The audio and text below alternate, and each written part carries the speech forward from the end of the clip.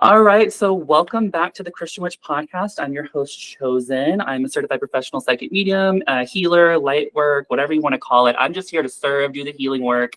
I'm a professional witch and psychic medium full-time. I own an academy where I train people in witchcraft, healing, psychic development, as well as a church called Christian Witch and the Craft. We have about 11,000 members. I'm your senior pastor there.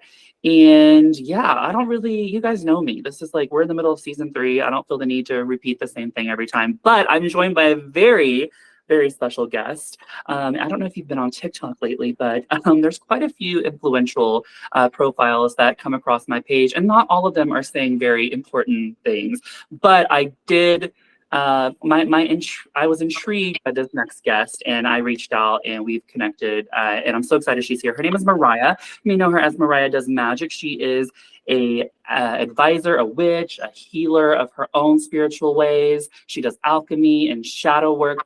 She specializes in all of that, including I think even human design. I'm gonna let her introduce herself and tell you where to find everything, but buckle up because we were chit-chatting for a few minutes, and this conversation is going to be so much fun. Like, just relax, grab a snack, grab your favorite drink, and just vibe with us. So Moriah, go ahead and introduce yourself.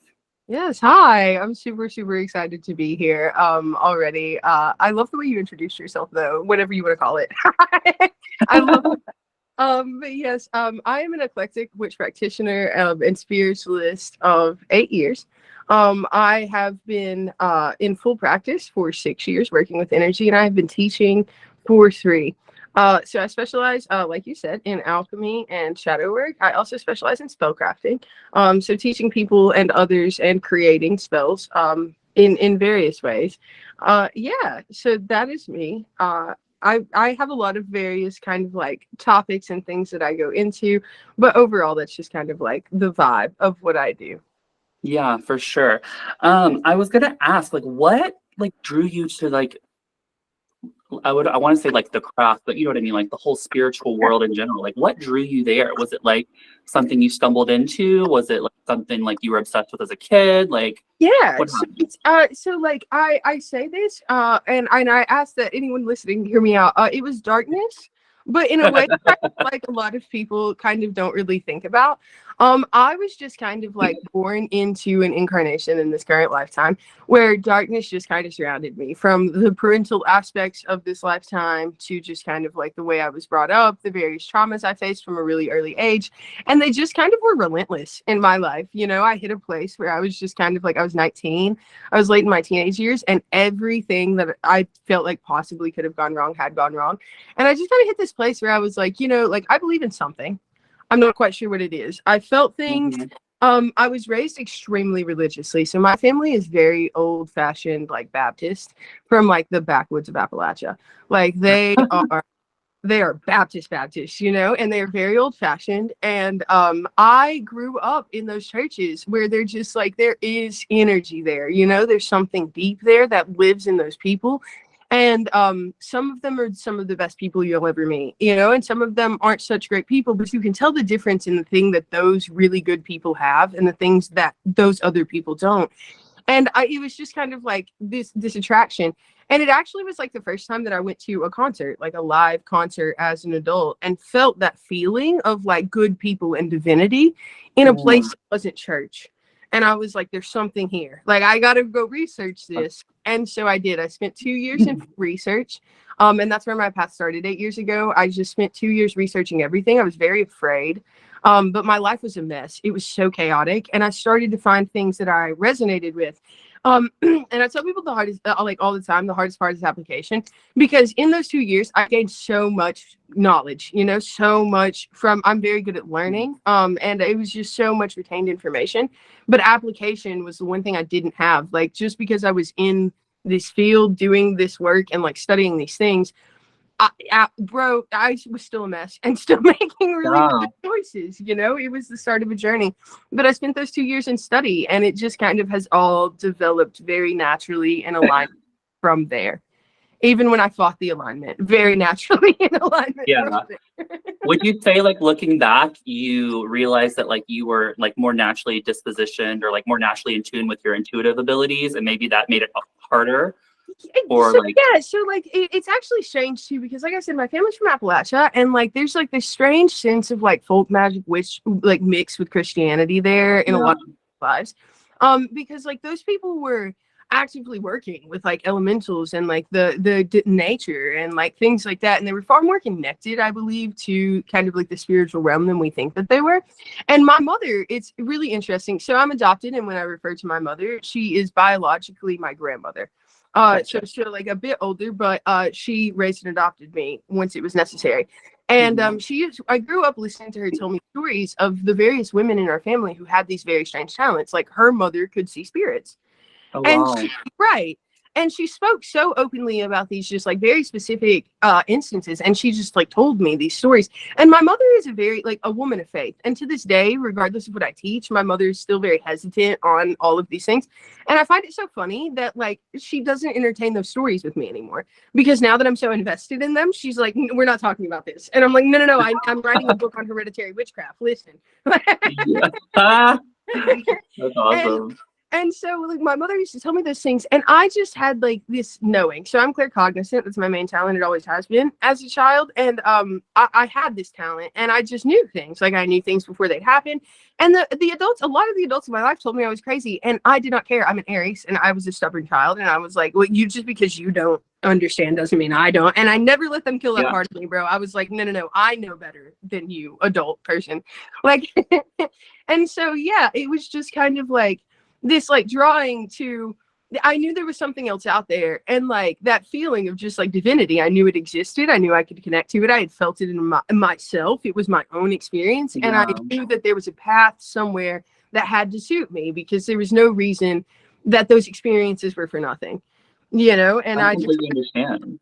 yeah, yeah. And I just kind of like, I realized that there was something out there, and it's so funny to me, because like I feel like there's so many places in my life where I really could have just like I don't know, like denied belief in anything, because my life was so hard. And like when Yeah. I look back on various versions of me, I don't think there's a single point in my adolescent or teenage life where I would not have felt very deeply sorry for that person if I met them today.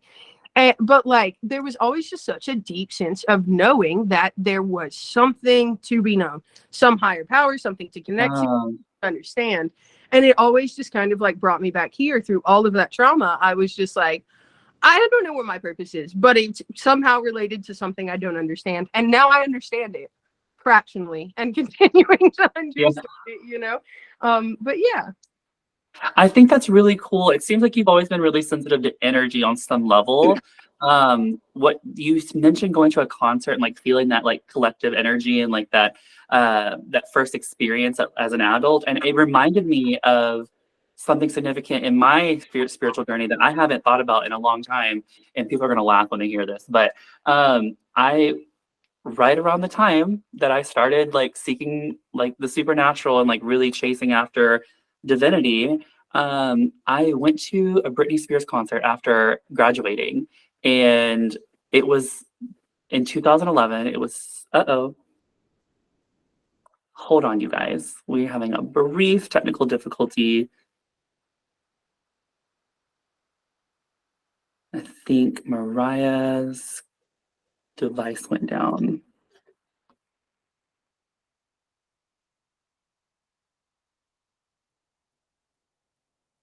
Just hold, and we'll be right back. Sorry. There she I, is. No problem. Totally fine. iPhones have this weird glitch lately where when someone calls me, whether I decline it or answer or like send them a text, it declines everything and hangs up all my calls. It's so much Oh, it's totally fine. so No, stupid. you're good. It was only a brief moment. Listen, we're not super fancy or highly produced around here. We're just doing the work, okay? But what I was saying is, I went to a concert right after I graduated and right after prom in 2011, and it was a Britney Spears concert, and Nicki Minaj was opening for her, and like it was just pure ecstasy back in the day. And it was like when EDM was like mixing with pop music. And so it's just high dance music, I imagine, like, because I know that you've been to festivals and stuff. But long story short, I felt this ecstasy, and I'm like jumping up and down, and like I all of a sudden I paused and I was like, I have never felt like this for God, and this is a human being on stage. So like I know there has to be something similar, if not better, out there. Let me seek it out. Yeah. So that's so funny that you had a similar experience. Yeah, well, I think that's where I started to learn you find God in everything. It's you Oh, for choose sure. where you see God in the same way that you choose where you see, like, quote unquote, Satan. You know, like you Yeah. choose where you find connection in the world and how you choose connection. And you're right, concerts and festivals are one of the best ones. That's why I work at them part time. It's just kind of like a nice getaway. Like, I'm just Yeah, gonna no, I imagine. go. It's also like, so I do a lot of education with empathic ability, and something I'm always teaching my students or like clients if they do one-on-ones and stuff like that is the reason like you can be like you don't like crowds, but like you can go to like a concert is because there's energy passing through you. You're exerting that energy. And so it really is therapeutic on several levels. Well, so also here, so like that's a lot of what I'm writing on currently in the book that I'm currently coming out with on my transmutation is that you are Oh, wow. consistently taking in energy externally from people, and how you choose to process that energy and re-externalize it is it's not even up to you. It is your responsibility at a certain extent. Yeah. And empathic, we all see it as a talent, but in a similar way to ancestry, like it's also your responsibility. Like you're empathic for a reason. It's a gift, yes, but it's also on the other side of it. You know, everything is a spectrum. The other side of that talent is a responsibility, and how you change that energy and externalize it is, like, I feel like, so important. You know what I Mhm. mean? Oh, Especially I with crowd. 100%. I think for me, like with festivals specifically, like when I started going to them, I went to them because I was so unhappy and I was so lost in life. And there were genuinely happy people there who were so willing to tell me they loved me and cared. Like it was like people bumped into you and it wasn't like, oh, I'm sorry. It was, oh my God, I'm so sorry. You were so beautiful. Yeah. I'm so glad you're breathing and alive. You know? And I just, like, I went there to find a sense of care and love and like family that I'd never really experienced in the external world. This place is free of judgment and like where we Mhm. all just could come together and just be happy and be loved. And like now, you know, working at these events, like I've been going to festivals for I don't even know how many years, maybe 7, 8 years. And Mhm. now, you know, being somebody who is a staff member at them and going and experiencing people, and I realized, you know, at the end of last year that like I was now the person who was that person. That every person who met me was just so thankful for the advice I had to give and the happiness I had to give and the love I had to give. And it was one of those full circle moments where I realized that like festivals and concerts and music, you know, and a good community around music was where a lot of that belief in humanity started for me, because I started to realize that like when you go and find greatness and beauty and peace in the world, you become greatness and beauty and peace in the world. Mhm. And like I like I've never forgotten that, and I really think about it so often when I interact with the normal world, because I'm not good at being a normal person. I like but like, you know, bringing that to people though, that just like random acts of kindness. And it's so funny to me because at festivals, you know, it's so normalized there. But here, if you tell a person like, I'm so sorry I bumped into you, but I'm really glad you're breathing, I hope you have a beautiful day, it catches them off guard. I know.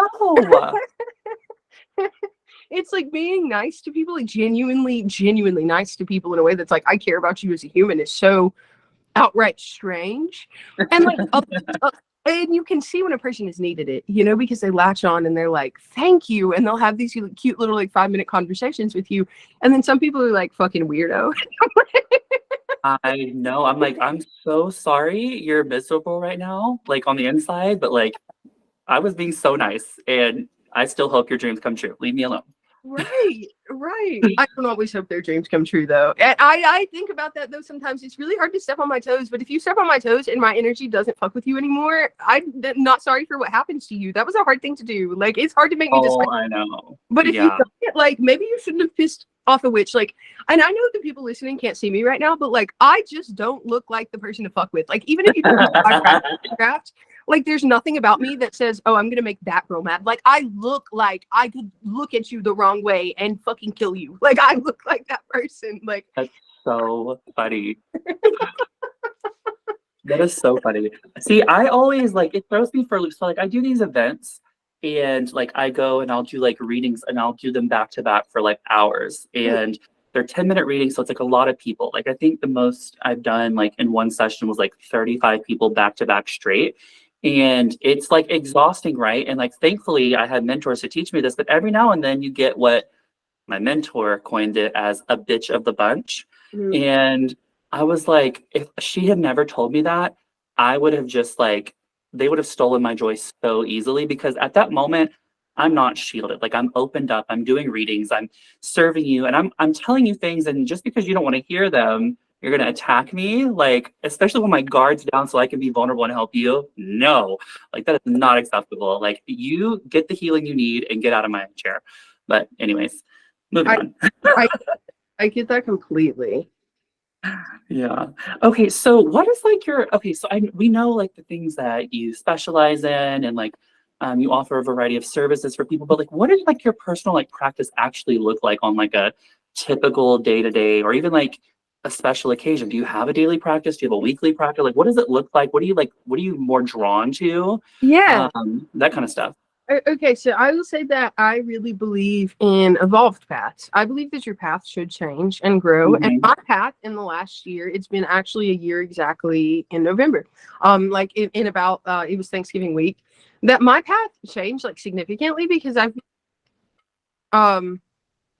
so sorry. If it declines again, I will rejoin, but somebody else is calling me. People know that I work on 24 hours a day, and yet they call me 24 hours a day. That's okay. That's okay. Let me see if I can accept it on my iPad, and it won't hang up on us. Take your time. I'm on a podcast. I will have to call you back. Oh no, it still kicked her off. Okay. You guys give her 1 second. She's gonna join back in. Oh my goodness. That's so funny. So funny. That's so funny. It still did it. Oh, she was on for a second, and then she's off for a second. You guys, this is what it's called, rolling with the punches. Or this is why it's called that. Not this is what it's called. But you guys, it's not even Mercury retrograde yet. Can you believe this is happening already? The pre-shadow, man. It's like the pre-shadow's hitting us. Oh, there she is. Okay. I am so sorry. You're good. Worst Totally guest fine. ever, Don't honestly. Don't even relax. You're totally fine. Oh my goodness. It's one of those things where like I tell people on a regular basis, and everyone in my life knows that like I'm on calls for work like all day long, and they still relentlessly will call me back to back too. That's so funny.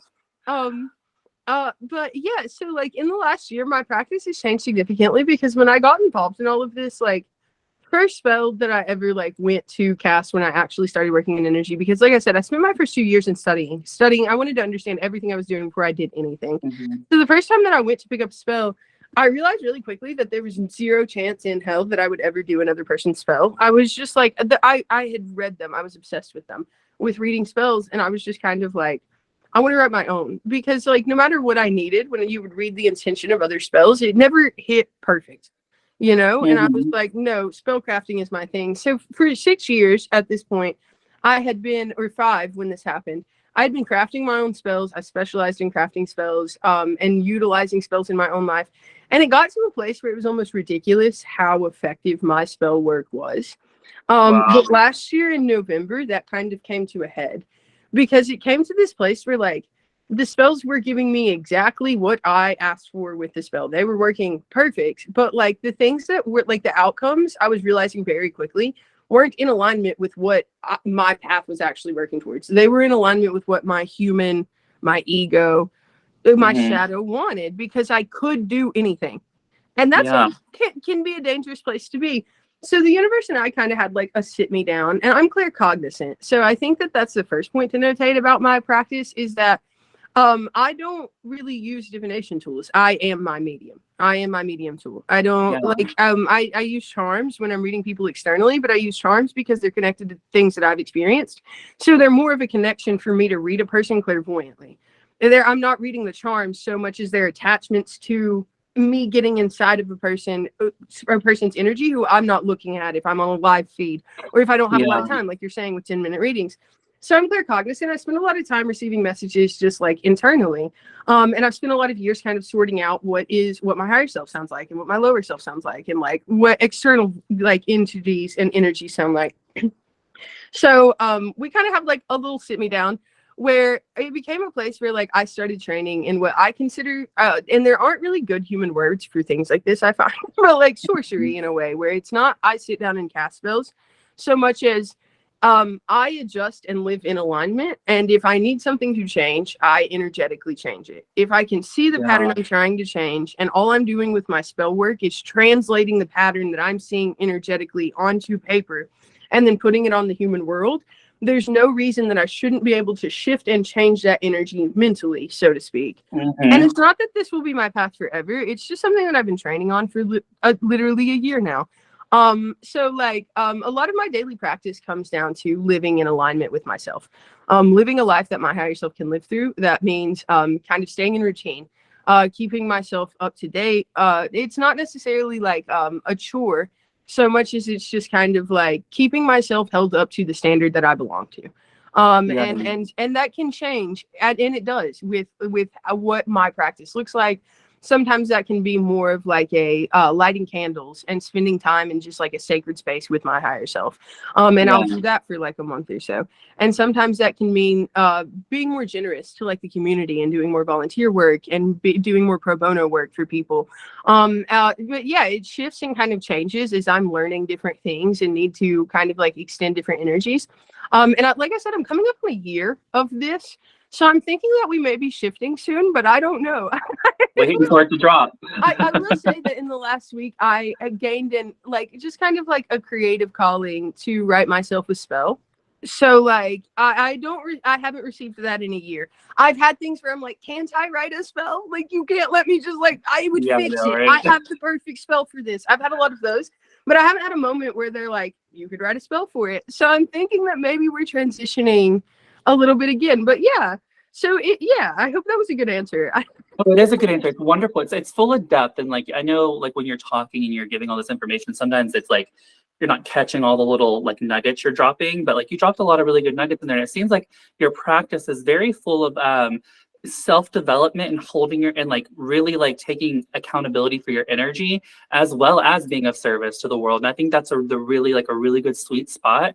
And I feel like that's why you shine in the public eyes, because it's like you're not putting on this front or just like trying to, like, we all know it's not a cash grab with Moriah. Like we know, like if it was, like I tell people all the time, if this was a cash grab, my prices would be triple what they are. Like calm down.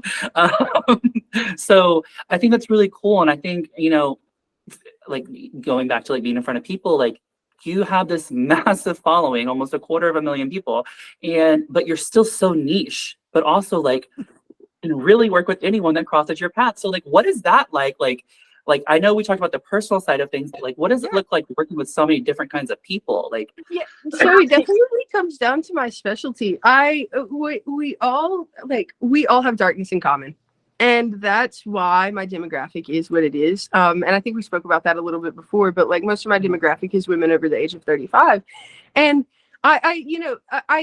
the reason for, I think that a lot of the people who I come in contact with in general and the wide range of people that I do talk to, it all comes down to the fact that we've all been through something. And I've been through all of it, like a lot of it. And that's like the one connecting factor is darkness. And in so many people's lives, I think that it's easy for us to see that as such a harmful thing. But in such a deep way, it's such a connective factor of life that we all have in common, that it doesn't matter what we've been through, that somewhere on that hard spectrum of guilt, of embarrassment, of bad feelings, of sorrow, of pain, we've all lived on so many places on it. And it doesn't matter what brought us to those feelings. It's the one in between. It's the one commonality. Yeah. And I think that it brings me to this place of humanity because like my content is niche. But it's one of those niche factors of like it's niche content that we've all been through, you know, like we've all been at a hard fucking place. And the one thing that I think I needed in all of like the darkest moments of my childhood or adolescence or anything was just like somebody who would come through and be like, listen, bro, I hear you. You're right. You're valid. So true. But also we can feel this and also know that there's a way out of it. And we can talk about these things simultaneously. We can feel bad and also make a plan forward. We can also just feel bad if that's what you're in the mood for. And I feel like what people have never really had is someone to level with them. Someone to come down to the dark level that they're at and say, it's not bad because I'm comfortable here. Do you see how comfy I am here? How could you admire me, or you look up to me, or you think I'm smart, or whatever the fuck reason you like me for, right? And I can sit in this really dark, deep place with you, and I'm not going to judge you for it, because look, bro, I have a house here. Like, I've been in this deep, dark place too. I've studied a lot of things here, and like, we can talk about it. And anytime you're back here, come and visit my house here, bro. That's what it's here for you guys to come over and talk about this dark place, because a lot of times we can't leave them. And that's what people don't realize, is that, like, you know, there are places in life, in everyone's life, where we're going to reach, where you're going to hit darkness and you can't move. You have no external control over it. And the one thing you have control over is yourself. And in that one place where you're willing to realize that you have complete control over yourself and you're willing to sit with that dark place, I'm going to be there. And I feel like that's that one resonant energy that everyone just kind of like just kind of like rocks with. And like, everyone's so afraid of darkness. And I'm like, nah, bro, I've been here the whole time. Yeah, no, really. And it's almost like this, it's like, I mean, not to, I don't know if this is the best way to like, to sum it up, but it's almost like you're in a terribly vulnerable place, but you're not alone. And I will be here to walk you right back out to wherever you need to be. And if you want to chill for a while, let's chill. But like, regardless, you're not powerless. And what you're feeling is accurate, but feelings pass and your life will change. Like, it's ebb and flow. Yeah. Like, that is so beautiful. It is. And that's the thing, is I think that the entire experience should be beautiful. I think life should be beautiful, no matter where it's at. And like, I don't think that our peace or contentment or beauty should be taken away just because times or the surrounding life experience or what's inside of us or our feelings or our thoughts are dark. That shouldn't make them any less beautiful, and it doesn't have to. Like, we can build really pretty black cathedrals. Like, hear me out. Gray cathedrals in your brain when you're sad. You know how nice that shit is? I wish you guys could see me, because I have a tear jar. That's what I cry in. I have a whole jar for tears because I'm an Aries and I fucking hate crying. Like, you know, I'm an Aries with an Aries stellium, bro. So many fucking planets in Aries. I'm sorry if I'm not supposed to use language on your podcast. Bad for that. Oh, you're fine. No. We love Jesus around here, but we cuss a little too. It's fine. Okay, cool. And so, but I'm Cancer rising, so I'm just like super complex, deep emotions about everything. I cry all the time. So I got myself a tear jar a few years ago to cry in. And it revolutionized the space of me crying, because it's no longer like some dark, sad, awful thing that's happening to me. Like, I'm collecting tears in my tear jar, and I can use these for whatever fucking spell I want to. That feels good, bro. That feels really powerful when you're crying. Yeah. And it's those small individual changes of like beautifying everything you go through. You know what I'm saying? And stop putting it on when we stop putting it on a spectrum and just see it as our life, things just get so much easier, you know? Yeah, it really does. It really does. And it's so funny you mentioned a tear jar, because it's like you're reminding me of things that are like similar but different in my own path. Like, there was this one time, probably a decade ago, and I was just in a dark place. Like, I was just in a lot of pain emotionally and mentally. Like, I'm also like still developing. I'm still growing up. I'm still becoming a young man. Like, I wasn't emotionally intelligent at this point. Like, I wasn't spiritually evolved at this point. Like, I didn't understand all the concepts, but I understood emotions and I felt a lot. And now I can look back and say, oh, it was empathic ability overwhelming me as well on top of it. But not the point. The point is that I was, of all places, I was at this church service, and this guy was doing this like beautiful message interpreting like there's like a scripture in the Old Testament talks about the day of your unveiling or your revealing, depending on the translation. And he was talking about like making an offering or like setting something aside for the day of our revealing, when we are revealed as our true self, like when we finally feel like we've come into alignment with who we are, basically was the gist of the message. And I remember just like bawling all that night. And so instead of like putting something aside, I took my tissue that had all my tears on it and I put it in an envelope and I sealed it until the day. Like, it was almost like a down payment to get to where I was going. Yeah.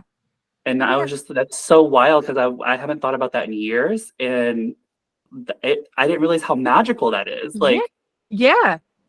And we miss things like that all the time. That's why transmutation, I think, is like such my focus right now, is like the way in which we have the capacity of changing the things around us through the things we feel and through the things we think and through the awareness that we gain within ourselves is so profound.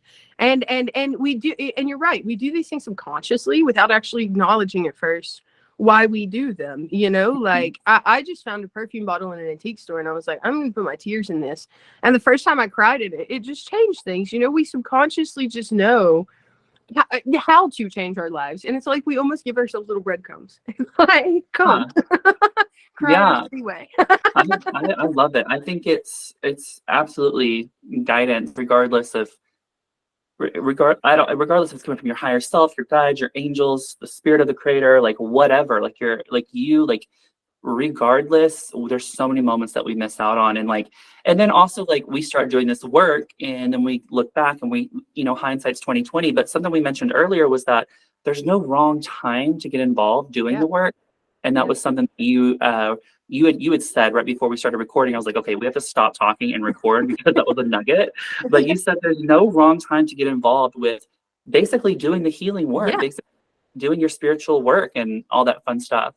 Well, and I think that that's so true, just because I feel like we're at a time of ascension right now on our entire planet. And it's not about necessarily what age you are. It's simply about the calling that you receive. And when you receive that calling, that was the perfect time for the calling. You can't be late for something that is your party. Yes. You set the time. Well, your higher self does, or whoever does. And I think that's a good point too, that does it really matter who these messages are coming through? If you're receiving a calling, take it, and trust your own intuition. Like I genuinely think that regardless of what age that we are, we each have a unique path ahead of us. And I think that you're right. So much of what we learn is in hindsight. We were talking about earlier how we always get the comment that if I knew what you know at your age, my life would be very different. And I think about commentary like that a lot, because even if you did know that at my age, you know it now. And you can go back with that piece of information and you can apply it to everything behind you. And people tell me all the time, like, I can't believe you're this old. But like I've had so many traumas in such a short period of time because I had to live a lot of life to know all of these things by this point. So it makes a lot of sense to me that if you are a little bit older or whatever it is, that you would now be awakening to those things. You've had a lifetime of those things to reflect on. That is where so much of the lived experience comes in, is in reflection. Like, mistakes are how we learn. But if you know you're making a mistake when you're never going to learn from that. You kind of have to be shielded in a way. They kind of make it so we don't always know, I completely feel you on that one. Something else that we had talked about that I'm like, it was like in comments in passing when we first connected, but what the reason I'm like going on this rabbit trail now is because we were talking about like hindsight being 2020 and like never too late to get involved. I'm thinking of, she has disappeared again, you guys. Give her just a second, she'll hop back on. Ooh.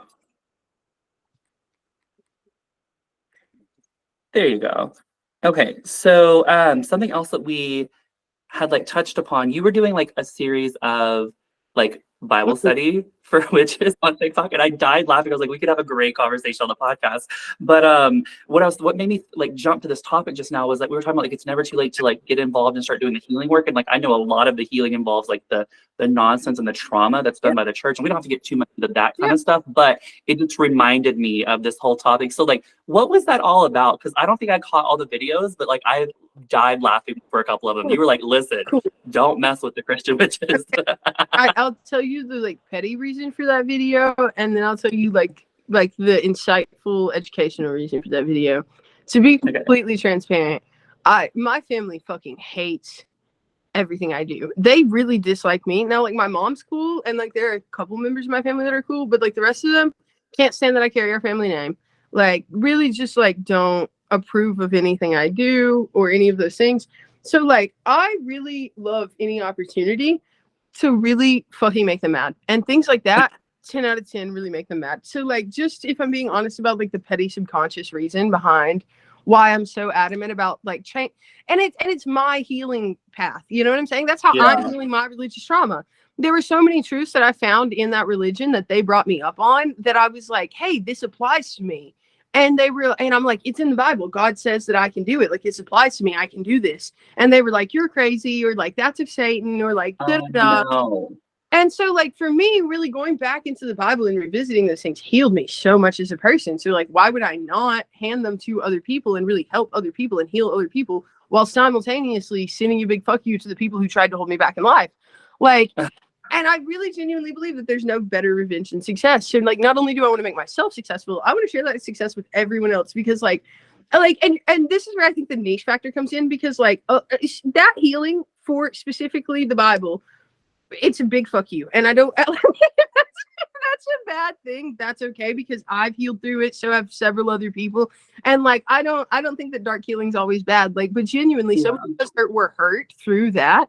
And I think to take that back for ourselves, to take it in and be like, even if I've completely said fuck you, the Christian God, whatever, I can still take back the fact that if you actually read the Bible that they were throwing at me, I'm still not wrong.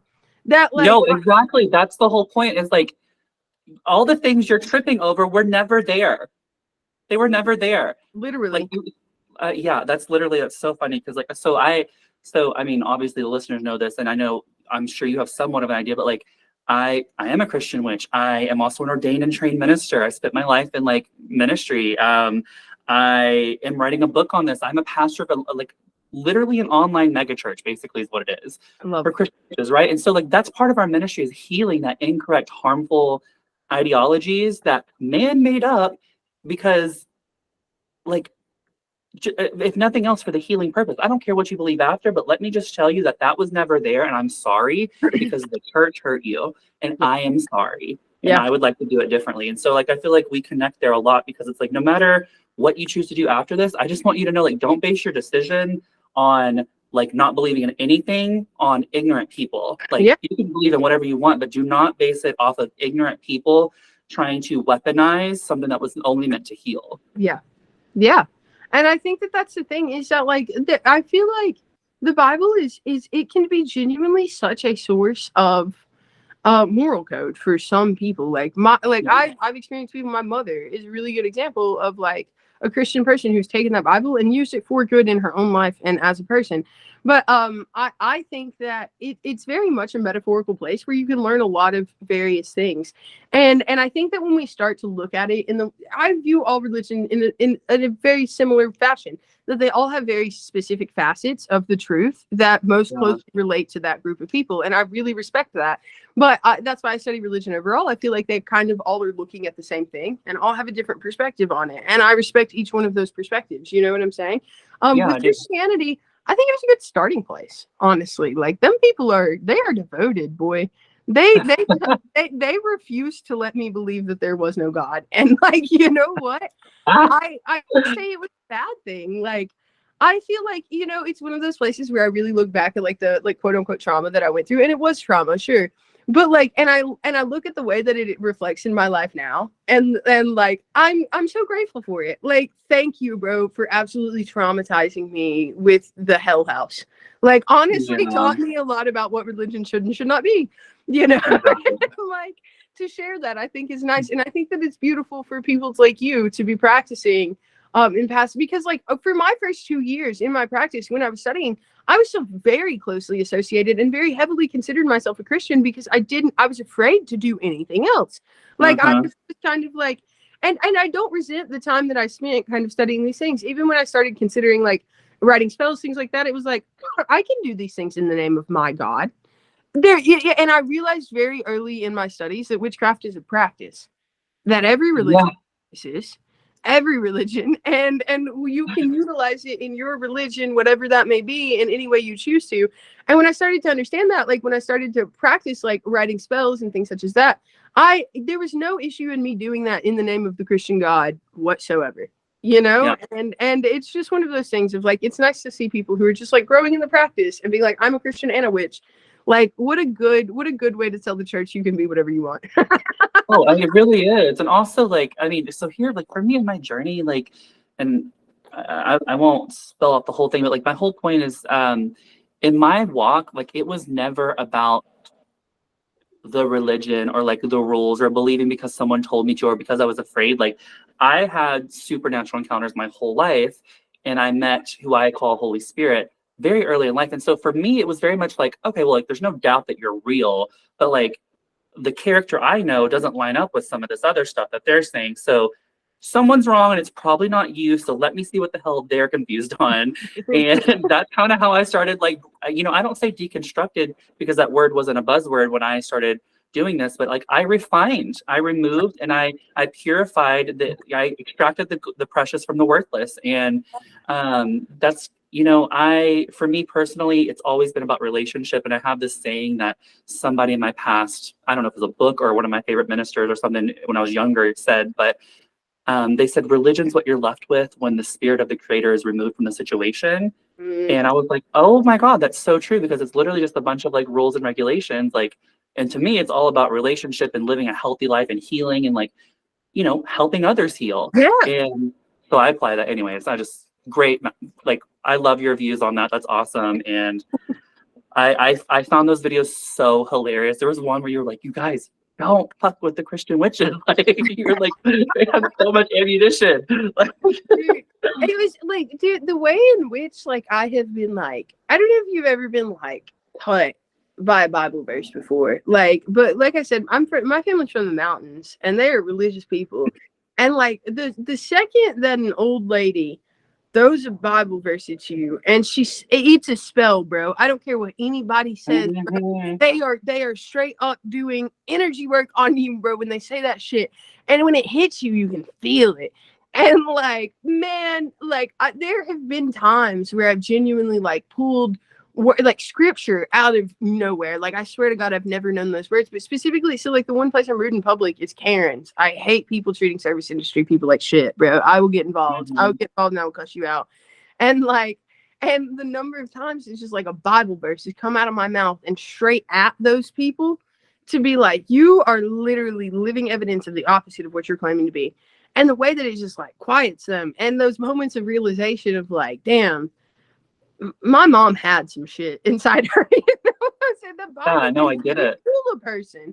It's crazy. There's whole entire teachings in like the more like mystical sides of Christianity, like even in the mainstream church, where they call it praying the scripture, but really you're speaking the scripture out loud because it holds power. I'm like, how is that not an incantation? Like, calm down. Literally, calm I think yourself. about it a lot in the way that they put their Bible verses all over their walls. Like, if you come to my house, guess what's all over my walls? My spell book pages. Like, fucking awesome. And like, it's literally like our houses mirror each other. And to be fair, that could absolutely be more, what is it, like nurture? Like, you know what I'm saying? Because they raised me, so now it's like the same thing. But it's it's such similar fashions. I don't even think they understand on a regular basis how much witchcraft they are practicing. Like, regularly. It should not even just with their words, with the ritualistic processes in the church system and in the symbolism that they surround themselves with. I'm like, you just don't want to call it by its actual name, but like symbolism, umbrella term that Christianity utilizes. You know what I'm saying? Like, umbrella term that Christianity utilizes. Like, and they don't want to break it down like that. And it's the same with my mom. Like, when I'm speaking to my mom on these topics, like my mom, we refer to my spells as prayers. And I'll tell her too, I'll be like, so I did one of the special prayers for a person. And it's funny too, because the first time that my mama called me and was like, listen, I need you to say one of your prayers for me. I was like, yeah, mama, do you? Love it. I feel that. My mom does the same stuff. Like, she's like on board and she'll help me at events, but then like she has these moments where like she's like gets like flashback religious trauma and like has to like reprocess and have to like re-educate on something. She's like, are we sure this isn't wrong? Like, you know, because X, Y, and Z, and you know, 2 + 2 = 4. And like, I think my mom's main problem is my very large platform. I think that was my mom's biggest issue. It's not like, I feel like my mom wouldn't care if I was this well, because that's why my mom listens, is I'm very well versed in these things. Like, I'm not an idiot, and my mother knows that. But like, and I don't think my mom would have such a problem with like me believing these things if like, but the 250,000 followers thing, that my mom has like, she has some feelings about that. I think that if she could actively see the healing that people receive, or like read any of my comment sections, she would feel a little bit differently. But like, she also doesn't listen to anything I teach either. Like, so like, I think that like that's her main problem with it, is like, if I'm wrong, I'm real wrong, and I'm bringing a lot of people down with me. I think that's my mom's like big thing, you know? Yeah, I mean, that makes sense too. Like, if you don't know, you don't know what you don't know, and so like that's a reasonable fear for someone like that. Yeah, I also think about it. It's kind of funny when you think about it from like the Christian mindset. Like if you genuinely believe I'm going to hell for this, like it's not even like in my mom's head. It's just like as a joke. She doesn't even envision like me dragging myself to hell. I'm dragging down 250,000 people to hell with me. Well, if it makes you feel any better. Hell is not even in the Bible, so it's fine. Dude, I agree with your statement. I just think that sometimes it's funny to think about things from their perspective, and that's one of them. I'm like, yo, they really think I'm like a master. No, I know. I know. My mom literally, I was dying sick recently. And like to the point where like she was taking care of me like I was a child that was sick. And we were watching this like thriller movie, and it's like a cabin in the woods or something with like a same-sex couple and like their adopted daughter. And it's like a thriller. And it's showing it's showing them like in the car driving and singing and like being happy. And she's like, you can be gay if you want to. Like she gets all emotional. I'm like, what? This is the worst time to like have a breakthrough in this area. Like, calm down. Oh my god, I died. I cannot. I do not have the capacity for this. I'm already dying. Like, I just like I started suffocating myself with a pillow. Like, I was just like no. I mean, I was just That's like, so wow. And also, like, the worst movie, like, the one happy scene out of that entire terrible situation is what triggered you to say that. Anyways, so yeah, I feel you. Moment with mom. I know. She was like, I just don't want you to go to hell. Like, that was what made me think of that. She was like, I just don't want you to hell, or like, I just don't want you to get, like, you to be wrong. And I'm like, okay, well, revisit the doctrine of hell because it is a doctrine. It's not scriptural, but that's not for here. I think I just tell my mom repeatedly, like I'm very extremely like more than comfortable with exactly what's happening to my soul when I die. Like please don't worry about my soul. It's well taken care of. Trust and believe that. Like yeah, for sure.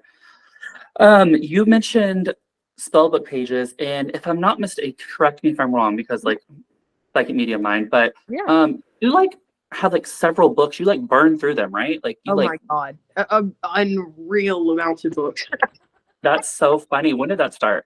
Like a few years ago when you started studying everything? I've always written like my personal experiences. I've always been like a person who like I've always thought that my thoughts are important. I understood from a really young age that I really didn't care about a person's opinion if they didn't care about their own opinion. And I felt that way for a long time. Like, if you don't care to write your thoughts down, why should I care about your thoughts? And that's just kind of like that's just kind of like one of those things that's always stuck to me. So I've always kind of like been a person who like wrote down things. But I'm diagnosed OCD. So my brain compartmentalizes things in a very interesting way. It's genuinely like a filing cabinet, but if you opened it and then you're gonna see all the files. If you open another file, it's just a new filing cabinet. You know, it works in like that track way, and it works like that all the way down. And for me, I when I started getting involved specifically in spirituality, I knew that I wanted to separate my spiritual workings and journalings and like notes and things like that from like my personal journal. You know what I'm saying? But then as soon as I was like maybe a month into study, and I was like, no, I need like 4 spiritual journals. Like these thoughts go in different places. They don't all belong in the same book. Oh my gosh. Maybe I'm OCD. Yeah, and it just kind of has spiraled from there. I have 21 active like journals currently, like books that I actively write in. Dude, it's pretty rough. I don't recommend that for any other person. But again, diagnosed mental health disorder over here. But 7 of them, I would say I touch every week. I touch them at least once a week, writing in them actively once a week. All 21 of them, I'd say I write in at least once a month. That's why they are there, because I do utilize them. But like my quote journal, for example, I have a quote journal, and she's actually beautiful. But like they all are. But she is just there for when I find a really good quote while I'm reading or researching or studying. I just pick her up and write it in there. So like, yeah, I utilize her like a couple times a month. You know, but she's not like an actively weekly journal. Then I have a few that I write in like every day.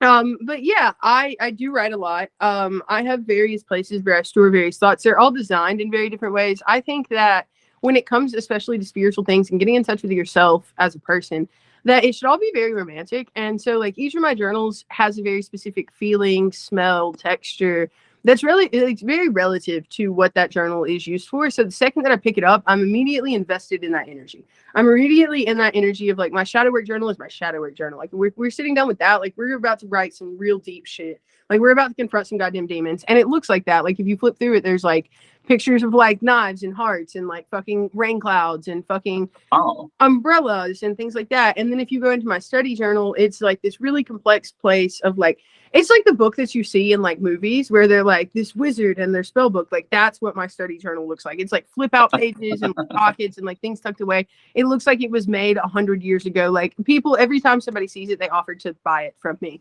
Like it's that is just wild. yeah.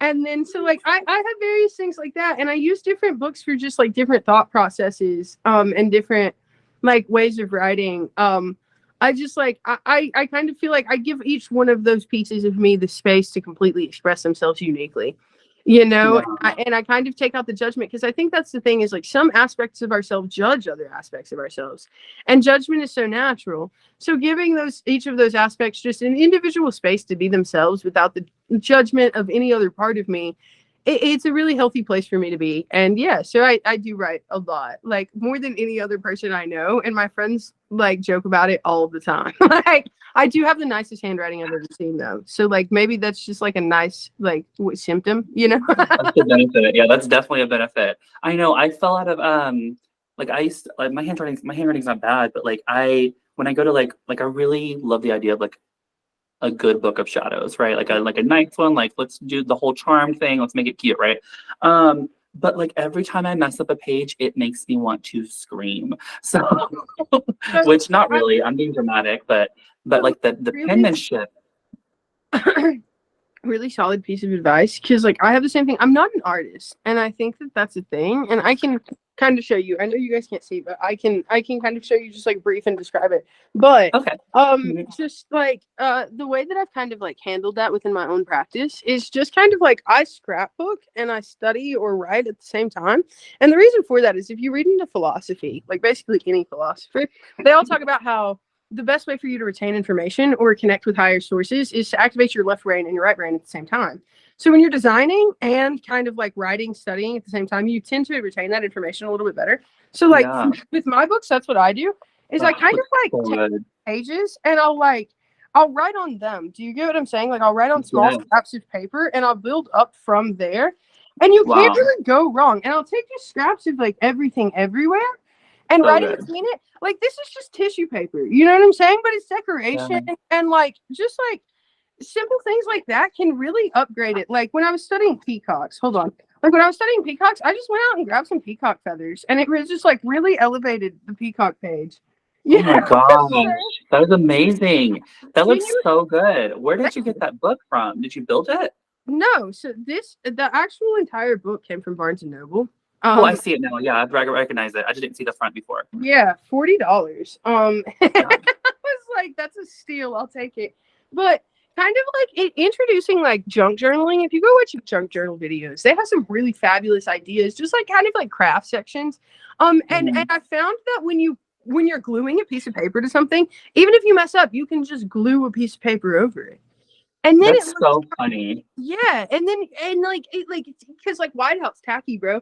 But like this random scrap of paper that I'm gonna put ink on the edges of, and now it looks old as hell. Like that's gonna look dope in this little over here.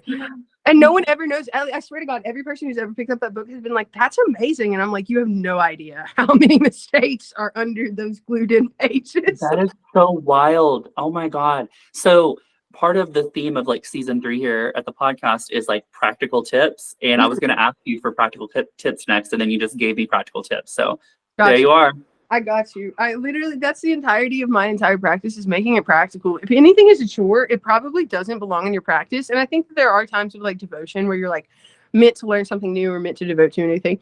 But the vast majority of your magical practice should be practical. It should be things that you can easily do and remember and pick up. Like so many of the charms that I do, like if somebody's like after me, attacking me, like that doesn't really happen. But I mean, if it does, I don't know about it. But like if I'm casting a spell for like children, to protect children, for example, I'm going to charm that bottle to throw itself across the goddamn room if I need to know that those children are being attacked. You know what I'm saying? So like it's things like that, like just like practicality is part of the witchcraft. It's like make it work, like literally. That's so interesting. I'm like, my mind's running on like wanting to bust out my book and like start writing stuff down. My problem is I'm always building curriculum, or like I'm always typing away, or like I'm working on the book or something. And so I'm like, I need to stop and get out my markers, get out my pens. Like I have this whole like huge setup of pens that's just wild. Yeah, so that's the one thing that I will say though, is that it's a worthy practice to invest in yourself, because I've hit places in my practice and on my online platform where I've had to take a break because I realized that like the things that I was encouraging other people to do weren't things that I was doing. And Yeah. it's one of those places where like the universe put my entire practice on stop real quick to be like, hello, you go take, Mhm. you know what I'm saying? Like, where's your spell book? Like your students have better spell books than you. Go fix that, you know. And like sometimes I think that that's a relevant and really cool like thing from the universe, where they're just kind of like, hey, you can do it now or we'll make you do it later. I know. It's funny because I every time I start I do a course that's like 15 weeks and like intense, but like there's so much knowledge. But long story short, the first couple weeks I teach them an exercise, and every time I go to start the course, I realize that I've stopped doing the exercise myself. And I'm like, okay, I'll get back on board. And so it's just funny because it's like those moments where it's like, uh-huh, you're not doing the work. You're not doing the work. It'll happen. It'll happen. And it's just one of those things of like, I feel like it's just kind of like those moments where the universe is like, stay humble.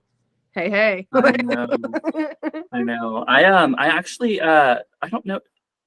I may have heard you talk about this before. I'm not sure, but I started like I think they call it scripting, but like I wrote this letter about like what my reality was, Mm, and it's basically like a manifestation letter. yeah. And I wrote it during the Taurus full moon earlier in May, and I recorded it into an audio note and I listened to it daily. I try to listen to it daily, Yeah. and even when I'm falling asleep. And I've seen so many things come to pass from that letter, and I'm just like, man, like the things you forget because you're like busy trying to quote unquote Yeah. serve others.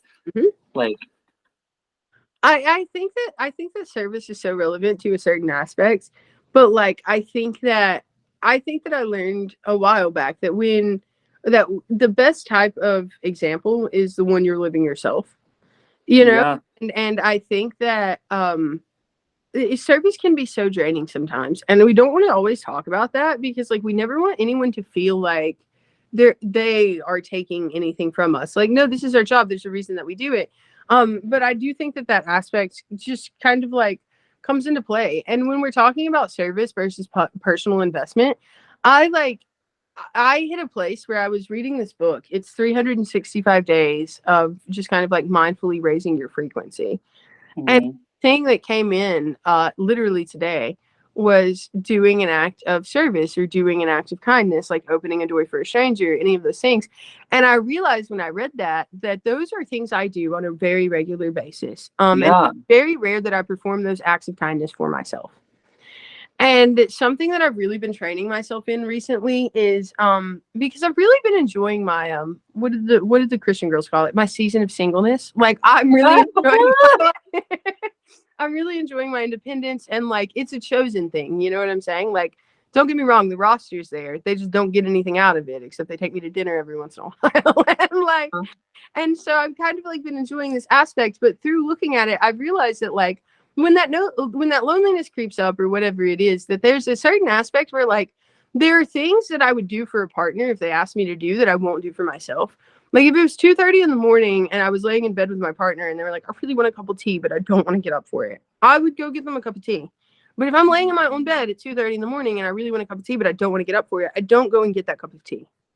And oh, that's such a good example. and I've really started to think about that. These things that come up in my life that like if I had a partner, if I was my partner and I've externalized myself like this, I've literally almost like my therapist knows about it, but I've literally almost split two separate personalities in my head to kind of like learn how to treat myself like a person.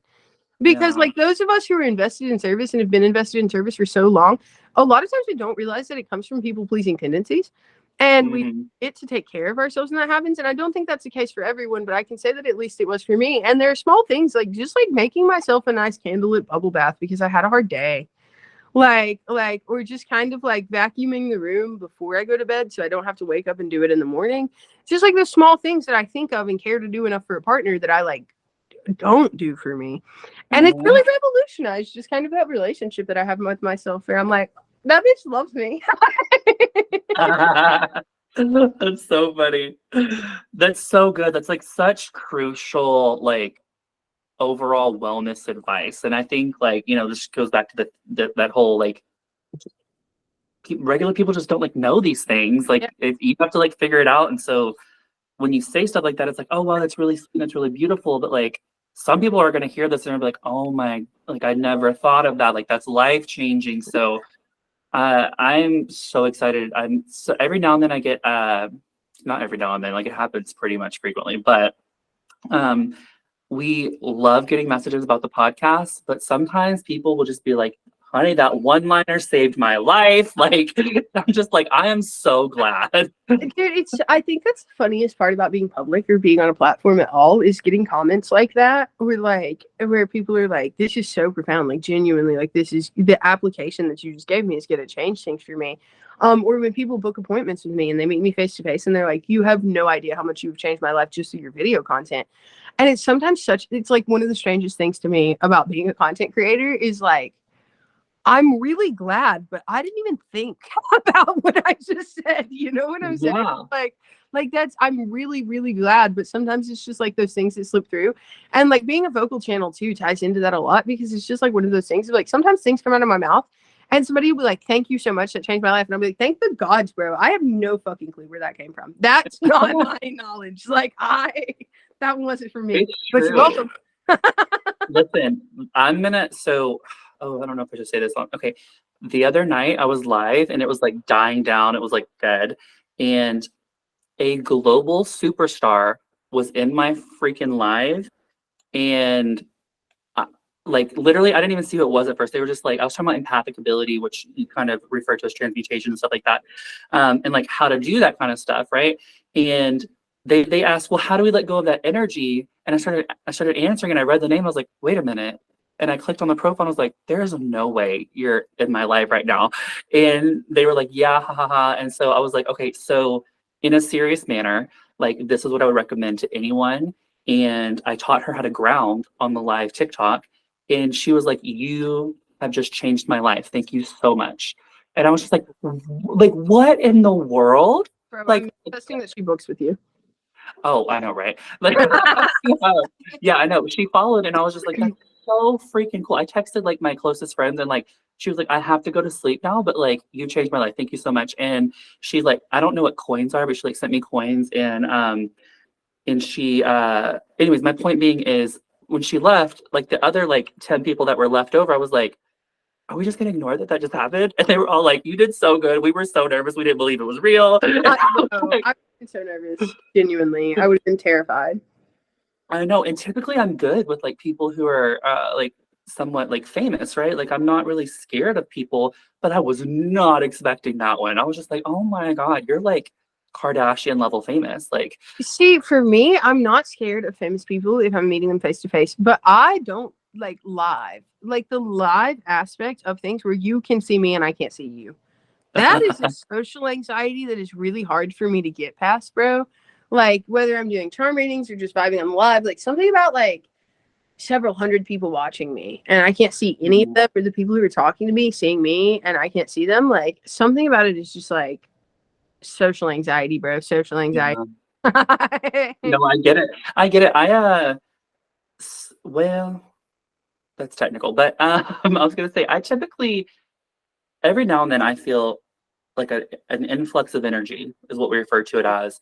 It feels like anxiety, but it's like when I'm about to start doing readings or like if I'm about to go on stage and perform or something, like I feel a little bit of energy, right? And so it feels like anxiety, but like what I've learned is that your mind really doesn't know the difference between anxiety and excitement.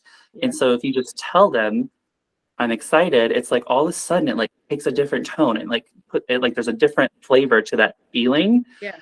So anyways, that's practical advice for the listeners, but not the point. But yeah, it's wild. It's just wild. You never know who you're going to influence. Like, yeah. Well, and that's the coolest part I think about like writing or just like having public platforms, living in this time. You hear so many people talking about like I wasn't born in the right time period. I fucking was.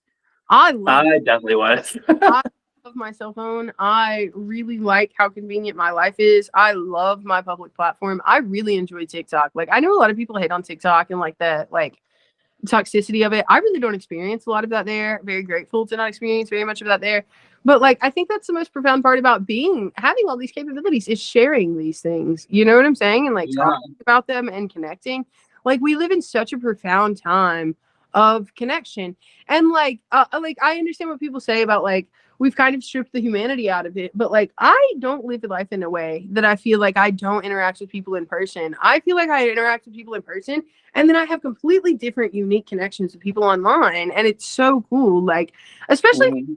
with work, like when people are coming to you for help and you have that help to offer them, and it's such a specific type of help. Like, who can you call to write some things down and listen, in 2 weeks, your problems will be solved?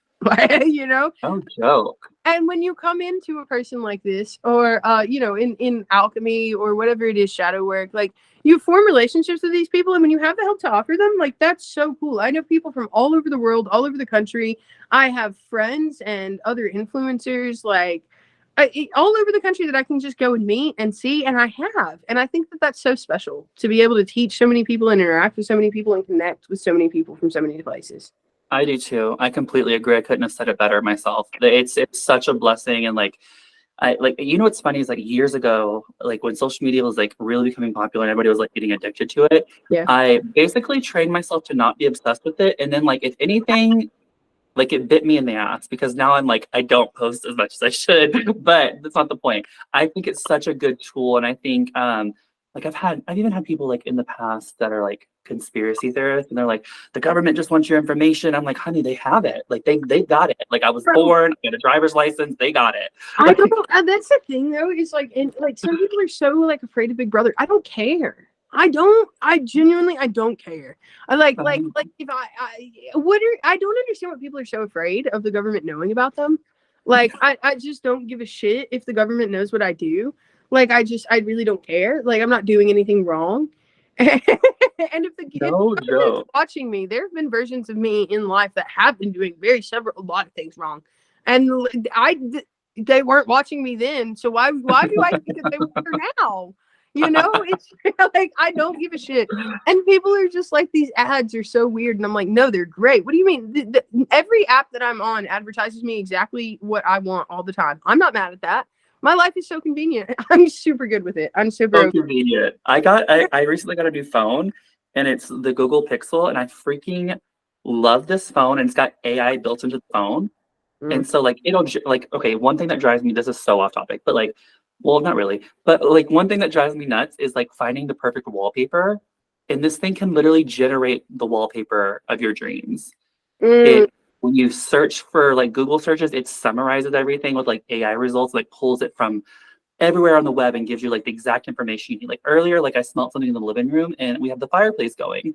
And I was like, why does it smell like there's almost like a fresh cat litter smell?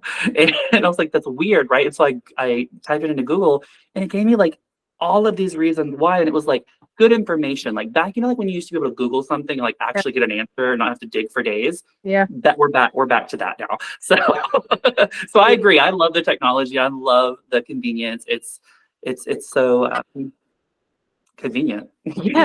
Yeah. Yeah. And I don't think I really genuinely I find that technology really enhances my experience in spirituality and in life. Like I think that there's definitely moderation to it, but like I feel like you have to wiggle in some self-discipline somewhere. You Yeah. know? Like Yeah, I'm real bad about like answering messages and stuff, but I'm like, I should be asleep. So I've been like really practicing like, oh, okay, I'll get back to you tomorrow or just ignoring it. And mm. I felt and like there's like this false sense of guilt at first, but whatever. It'll balance out. Something that I've Um, really been putting into practice is letting my phone get to like 15% right before I go to bed. So when I wake up in the morning, it's almost dead. And then I plug it in. So I can't be on my phone in the morning. So if somebody needs to call me, they can. My phone is still on. But I cannot tell you how much fucking work I've gotten done in the last like 2 weeks because I've started doing that. Practical AF. That is so good. It's really been helping. I thought about trying to like put my phone in a different room, but I can't. Like So, like, my clients call me regularly, like, throughout the day. Like, if they have a problem, they call Moriah. Like, and I get that. Like, there are very few people who offer the things that I offer. But, like, one of the things is, like, yes, I want my phone on, but I don't want to have the capability of being on my phone. So, like, having it practically dead, like, I can't do anything. And it's really Yeah. helpful. I 10 out of 10 would recommend. I'm gonna try it. I'm gonna try it. Okay, so I know we are well over an hour into this thing. I have a couple questions for you, and we can kind of like, and you can feel free to share anything else that comes to mind. I love books, so like, do you have any book recommendations, metaphysical, fiction, like for people that would like be listening to this somewhere? 100%. Best book I've ever read in my entire life. It's called The Untethered Soul. It's by an author named Michael A. Singer. Highly recommend getting it with the guided journal. I think you can get both of them on Amazon for $30. I was given this book for the first time in rehab, like maybe like 9 years ago. It revolutionized my life then. I've read it 4 times since then. It has revolutionized my life every time since then. It's genuinely such a good book, and every time I read it, there's just new and profound understandings to that book. Highly, highly, highly recommend. Secondary to that, the illumination process. Really, really. Illumination process. It's by an author named Alberto Villado. I'm gonna hope I pronounced that right. I believe it's Villado. But spelled out Villoldo. Villado. Fabulous, fabulous book. Very insightful. Highly recommend reading. And it was Roberto? Alberto. Oh, Alberto. Okay, cool. Sorry, I'm like making notes as if I'm like listening to this live or post. Anyways, yeah, I know, right? Okay, so this is kind of I guess it's deeper than I thought it was when I wrote this question, but is there anything that you wished somebody who was getting to know you knew about you that they may not think to even ask? Is there like something like, if you're getting to know a new group of people or new people are being introduced to you, is there something that you hope they would know about you that maybe they would never think to ask on their own? Yeah, I think that's a really, really good question. I wish to live in such a way that all of those things don't need to be spoken. I, as a person, hope to live in such a way that when people experience me, whether that be through the words that are written in a page or my video content or in person, that I so authentically express exactly who I am as a person, that everything is just energetically understood. I think that above all, I would want people to know that I will genuinely always be a safe place for them to non-judgmentally seek anything I have to offer them. Because I will always be that person. And I hope that everything I express in life reflects that. Wow, that's awesome. That's such a great like way to live too. And I think I agree with that 100%. Like, I also feel that way, but the way you worded it was really, really, really nice. I love that. You got a good answer for a good question. You know what I mean? That was a good answer. That was a good answer. Okay, so what are you working on like this next season, like professionally? Like, what can you share? Like, what's coming? Like, what can people expect from you? Yeah, I know you said you like started several projects earlier, but like, what can you share? Yeah, so definitely gonna have some publications coming out this year. You'll definitely be able to see me in some book forms this year. The universe and I have been having several conversations about the fact that I'm moving very much into a space of public speaking in the next year. So I might be coming to a city near you. I will definitely be taking a lot of my content into longer form places like YouTube and Patreon. And besides that, you can always find me on TikTok. You can find my normal half of my life, like outside of the spiritual world, on Instagram. And besides that, yeah, that is what I'll be up to in the next few months. A lot of exercising. We're gonna see where it goes. I think it's gonna be amazing. It's gonna be fabulous. I think you're gonna be well surprised with just how content you are with the new stuff that's coming your way. Not to read you, but yeah, I'm excited to see what happens, and like to I don't know, like I can't wait to talk to you again and touch base and see like what new nuggets you have. Absolutely. This was an absolutely great conversation, and I really appreciate you having me. Okay, so just one more time, let everyone know where they can go to find you and like what's like if they want to book with you, like just like one more time, just very clearly for them so that they're not messaging me. Yeah, absolutely. My name is Moriah Raby. You can find me on any platform at Moriah Does Magic. That's Moriah with an O, Moriah. Does Magic with a K. So Magick, on all platforms. And you can find me online at mariahdoesmagic.com. Perfect. There you go. It's been so fabulous having you.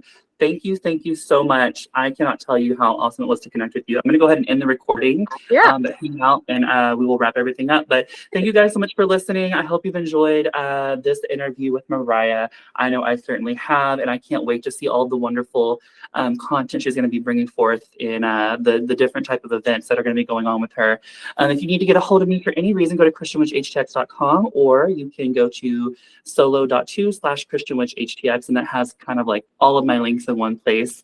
And I'm wishing you all a very wonderful holiday season. Wherever you are in the world, I hope you're smiling, that you know that you are loved, you are not alone, and that we are all connected. And if you ever need something, do not hesitate to reach out. If I can do anything to help, I will gladly do so. Sending you guys so much love. We'll talk soon. Bye.